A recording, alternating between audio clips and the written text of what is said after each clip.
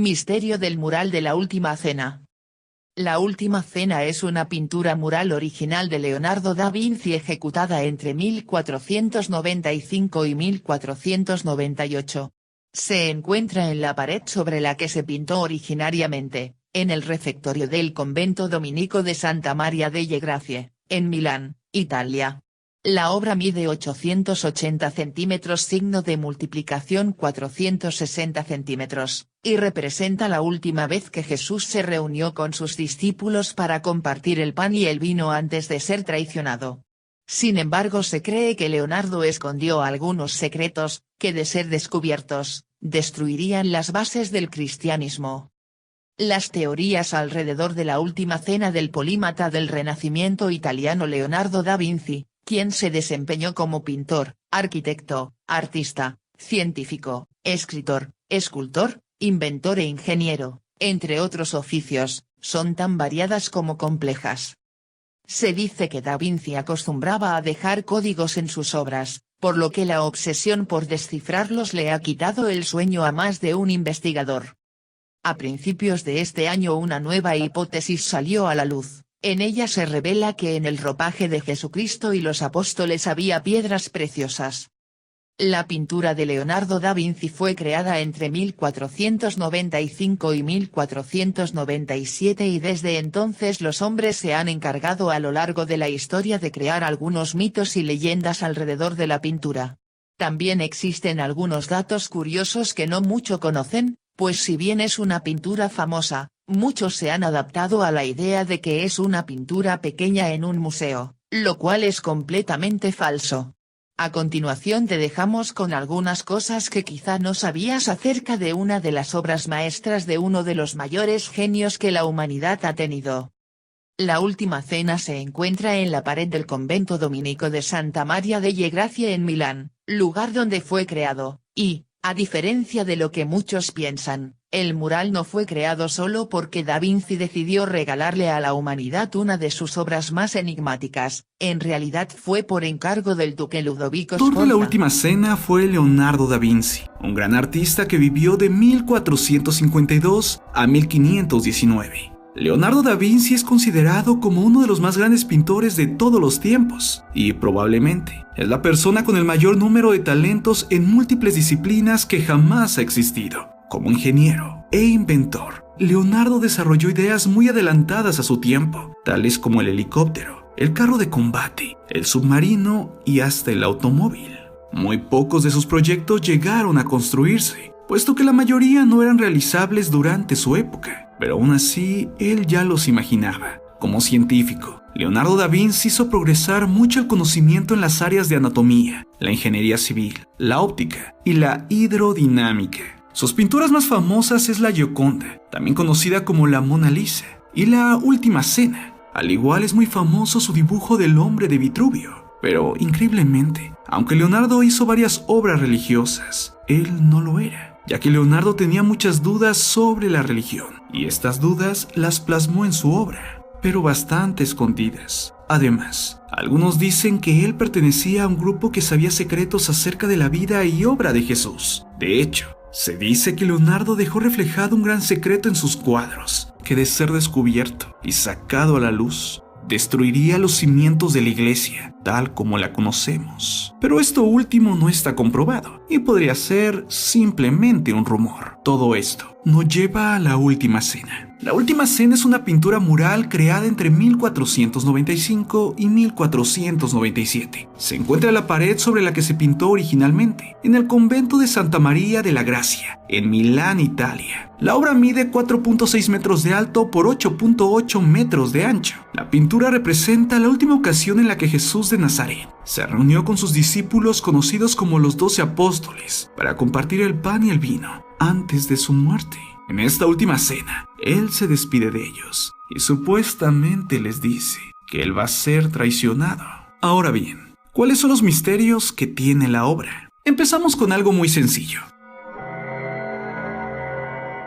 El nudo. En el lado derecho de la mesa hay un nudo que para algunos es un símbolo que significaría que hay una mujer sentada en la mesa. Se dice que la mujer es María Magdalena, Aunque, sin embargo, otros dicen que el nudo significa simplemente la firma de Leonardo da Vinci. En esa época, los autores no firmaban sus obras, así que el nudo podría ser el sello del autor. La palabra nudo significa en italiano vincolo, que es una palabra parecida a Vinci, que es el pueblito donde nació Leonardo. Tadeo. Este apóstol es representado con facciones similares a las del propio Leonardo. Además, se dice que no es casualidad que se encuentre de espaldas a Jesús. De hecho, esta posición fue pintada supuestamente por la desconfianza que tenía Leonardo da Vinci a las creencias del cristianismo. Y es que Leonardo era un gran admirador de la ciencia, y se cuenta que este retrato dejaba claro su rechazo a las doctrinas de la Iglesia Católica. Simón. Para muchos, la cara de este apóstol es una copia de la cara de Platón, un filósofo griego que vivió 400 años antes de Cristo, el cual era alumno de Sócrates y maestro de Aristóteles. Este era un personaje mal visto por la Iglesia Católica y era muy criticado por sus ideas. Tomás. Muchos historiadores creen que el apóstol Tomás era realmente el hermano gemelo de Jesús. Incluso se dice que Leonardo también lo creía y por eso lo dejó plasmado en el cuadro, ya que los dos se parecen bastante en la pintura. Lo que pocos saben es que Tomás significa gemelo en arameo. Por supuesto, si realmente Tomás fuera el gemelo de Jesús, se podría dudar de la resurrección de Jesús, ya que tras la muerte de Jesús de Nazaret en la cruz, muchos creerían que seguía vivo al ver a Tomás, ya que no sabían que Tomás era su gemelo.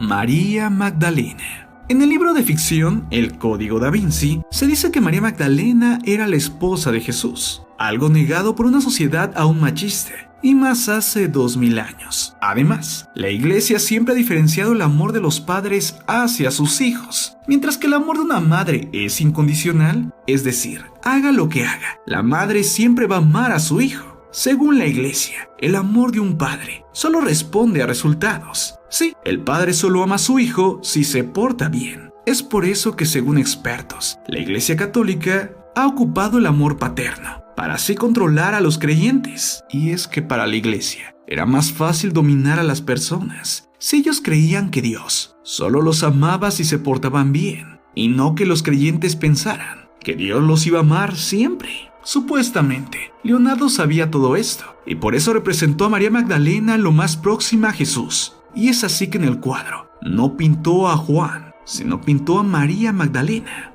Además, entre la figura de ella y de Jesús se puede crear una V que representa a la mujer, una señal más de que había una mujer en la mesa. Otras teorías menos conspiranoicas dicen que no es raro que Leonardo haya pintado a Juan con rasgos femeninos, ya que en aquel entonces era normal pintar a Juan, el más joven de todos, usando a modelos femeninos, para así darle una apariencia de juventud y de pureza.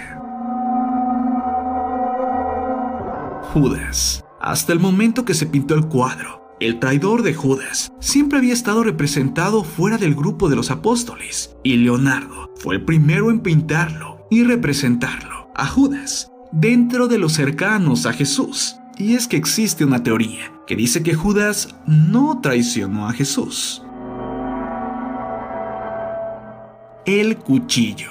El único cuchillo que hay en la mesa se encuentra en la mano de Pedro. Pedro sostiene el cuchillo de una manera extraña. Hay dos teorías oscuras sobre esto. La primera es que en la pintura se representa que Pedro le tenía envidia a Jesús. Y es que Pedro se da cuenta de que las figuras de Jesús y María Magdalena se levantarían en una nueva religión. Y como cofundador, se sentía ultrajado y menospreciado. De hecho, en la pintura, el hermano de Pedro, llamado Andrés, se ve sorprendido por la actitud de Pedro y levanta las manos en señal de que él no tiene nada que ver. La otra teoría es que Pedro quería destruir solo a María Magdalena, por eso en el cuadro parece que le quiere cortar el cuello, y es así que él hace el símbolo con la mano, al mismo tiempo que con este movimiento aleja a María Magdalena de Jesús. Además, Pedro esconde un cuchillo ya que parece que quiere atacarla.